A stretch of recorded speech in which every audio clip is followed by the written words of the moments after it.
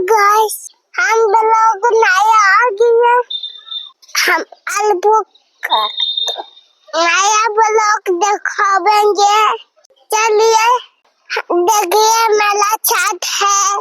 हम लोग चाहते हैं। देखिए मेरा खेत है। कुत्ता बैठल है। से बंदल है। किनारे दादा का मुँह देखिए। इसको हमको कहते हैं। अभी पक्का नहीं है। अभी कच्चा है। पकेगा अभी खाएंगे। देखिए मेरा छत पर पानी जम जाता है। हम वीडियो बनाते हैं। देखिए पानी जम रहा है कि मेरा माथा में लगावे वाला अलबेला है।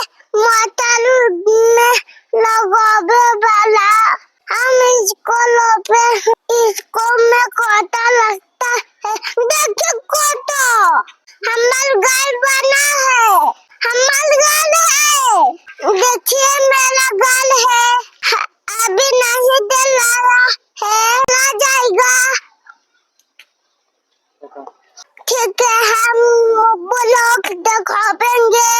आप चलते हैं। कल दिखावेंगे हम। देखिए मिट्टी के हम लोग के घर है।